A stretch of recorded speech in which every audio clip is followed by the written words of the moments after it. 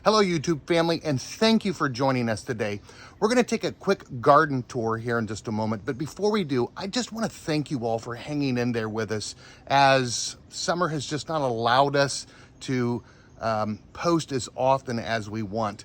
We're not full-time YouTube people, and so between ministry and projects around the house and just taking care of the garden, it's difficult to get to posting things from time to time. We've been putting in a 55-foot length sump pump drain in our front yard. We just finished that. We need to be putting in an RV pad for our camper on the side of our house. We're going to be tearing out our chimney and putting in French doors off the back of our house. We need to paint that shed at some point in time. I need to make two 16-foot double door gates for both sides of the house, as well as taking care of this garden, which Lynn has been doing a lot of. I've been helping out too, but as usual, because of the way we've organized our life and time, she just ends up spending a lot more time out in the garden than I'm able to. And so we're gonna go ahead and turn the camera around at this time and show you through the garden. We're about part of the way through the season. It's about the end of the second week of July, and we've been blessed quite a bit by what our gardens produced this year. So allow me to go ahead and flip this around, and I'll have Lynn take us for a tour. Ugly mug, not my beautiful wife, because she's tired and sweaty and doesn't want to be on camera. She will speak from time to time, but she doesn't want to be seen. Well, first, we had a wonderful strawberry crop this year. We had transplanted them last fall, as you had seen in a previous video, and we really didn't think we were going to get a whole lot, and yet we ended up eating strawberries almost every day for probably about 3 to 4 weeks. We also, Lynn also canned, I think, about 7 jars of our 7 half pints of jam. Is that correct? Probably 10 half pints of jam, and we just had a wonderfully surprising strawberry season. There's all kinds of runners, as you see, laying out, and we're going to have to move those runners back into the dirt so we can continue to reproduce our strawberries. Now I'm going to have Lynn flip around to what hasn't been going well. Again, we show you everything that works and doesn't work, and that is our cabbage. We ended up with insect infestation early on, and we should have gotten row covers on these sooner. And so we put the row covers off or put the row covers on, and but then they didn't respond well. So we'll see what happens. Cabbage we can end up planting all through the year and even into the fall, as long as we've got enough lead time before our last frost. And so we'll see what happens. We've had so many potatoes that we ended up getting from Burpees as well as Johnny's Selected, that we were putting them everywhere. And Lynn has already harvested 2 bags of potatoes. I think it's either a yellow potato, and we got a small harvest. These have been doing really well. These 2 plants look like they're going to be ready for harvest really soon because they're starting to die off. Some of our herbs have done well. Let's see, this is basil. Chives, sorry. The difficult thing is us getting out and cutting this often enough so we can enjoy it. We also have a couple of tomato plants that came on kind of late. We thought these were going to die, and so as they continue to thrive, we went ahead and put them into some buckets. Let's take you over to our lettuce and what we refer to as our salad bed. This is now starting to come to an end. You see that our spinach over here is beginning to bolt.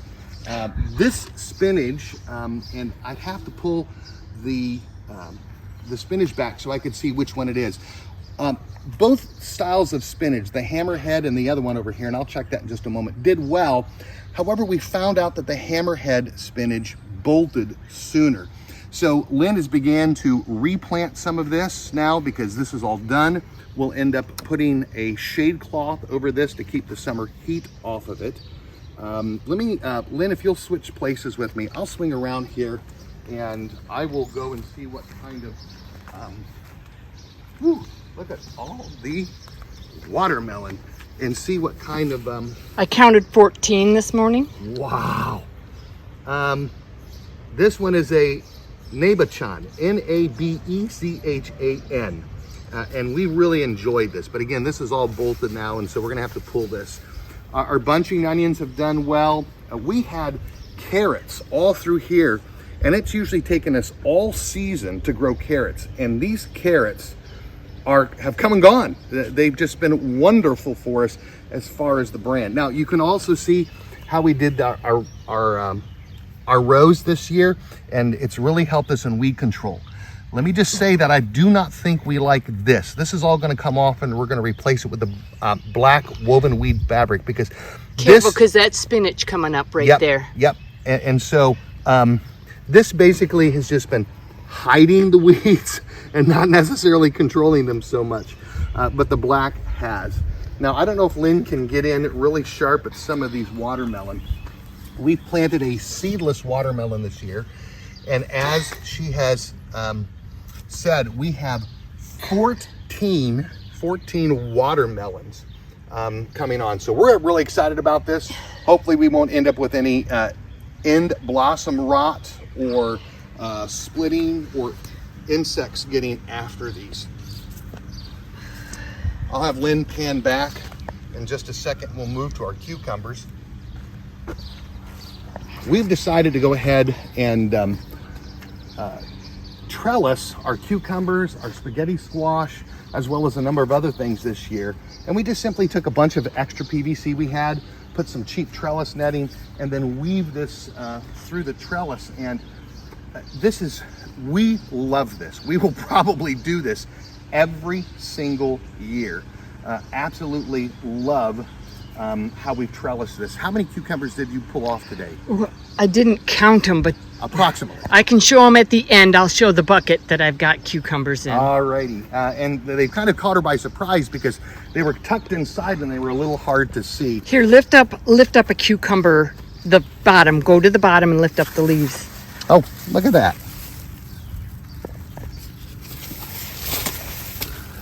So there we go. We've got small ones coming on. We've got our big ones down there. If they get a little bigger, I'll pick them tomorrow and start thinking about doing some pickles. I'll have her flip around and show you the beans. These have done fantastic. We ended up putting the black woven weed fabric on these. They controlled the weeds. They did not prevent us getting fertilizer down. We used a fish emulsion that would work its way down because it was liquid instead of a granulated fertilizer. And I also think it's really controlled the insects this year too. Got no scientific information on that. It just seems to have done that. Oh my goodness, honey, how many cans have we already canned so far this year? I have already canned 46 pints of beans. I probably had picked another 10 pints this morning. Wow. So this has worked well. Again, we have well over 350. I think Lynn did the math, and we've got, I think, maybe over 400 plants in here. Yes. Yes, over 400 plants in here. And again, we've never had a problem growing plants that intensively. We'll keep working this way, and then we'll come back behind you. And I think in a previous video, you showed them the weed cloth and how we did that. Yep. So we'll put some of those links below. Our peas did really well this year. We never thought we would be able to grow peas. We've gotten 4 quarts of peas. The plants need to be pulled, but we just haven't had time. So we're just gonna sit there and let them continue to fix nitrogen into the soil. We've got some weeds we've got to pull out. Well, Lynn? Where is it? There's one right there I guess we could use for seed. Oh, look at that. I must have missed it when I picked. And then Lynn's kind of replanted radish around. Our onions are doing very, very well again this year. Some of the sizes of these are just going to be wonderful. And these onions are meant for storage. Again, I'll try to put some of the links in our video description below of the types of seeds. And then behind you, we have right here these are our sun golds, right? Yep. We were a little worried. We had planted several plants from seed. Not all of them made it. And it looks like we've got 2 in here. Yep. And they're a little bit late, but I see tomatoes on there, so we're gonna do okay. So we're gonna really enjoy these. Spaghetti squash. I think last year we maybe got 6 spaghetti squash plants. Again, we trellis these the same way. We have so many spaghetti squash, And we really like this because it keeps them from being on the ground. It prevents any type of rot from happening or keeping the insects from getting them. And again, while maybe this gray cloth isn't controlling the weeds at the level that we want, it is, I think, again, helping us with insect control. Our pumpkins going gangbusters. We're just gonna have to control the vines. I think you can see a pumpkin right in here. Let me pull that back for you. And how many pumpkins have you found so far? Oh, let's see. About. Remember, I'm not asking. I think it was for 5 or 6. 5 or 6. All right. Here's a really, where's the really big, here's the real big one right there. Wow. And then we have some, they're not all the same type of pumpkin. So if we go over here, you'll see this pumpkin looks a little lighter in color and it's a little bit more elongated. And then there's a few, I don't know if you can see the one right over there. Can you see it in the ground? Here. I can. Let me kind of zoom in for us. There we go. So we've got several that are coming on, and again, we're gonna do our best to try to keep these from rotting on the vine. Can you just talk about the tomatoes really quick from behind the camera? Okay, well with the tomatoes we have, most of these are Brandywine tomatoes, and then there are some Big Boy in here. We have really liked how we've trellised this. You can see that we have a 2-tier trellis, so I'm really getting, here, you just hold that a minute and just behave. You can show my arms, okay? Okay. We've got 2-tiered, like we've got here, and you can see like all the tomatoes that we just have tons of tomatoes in here already. This is definitely a Brandywine. This is I think a big boy tomato is what those are. And as we come down here, I think this also, yep, these are a Big Boy. Can you see them in there? And they're all up through here. We have smaller ones up here that are just starting to develop. Over here, we have our Amish paste tomatoes. And we've got several plants, and these will match the plants on the other side. So if these are Amish paste, over there are Amish paste. So these are Amish paste. And then we have over here what are called super sauce. This plant just didn't grow quite or develop. You can even see all the paste tomatoes down here at the bottom. So, and I will watch the video to see how much he snuck me in. I didn't sneak you in at all. You walked into the frame.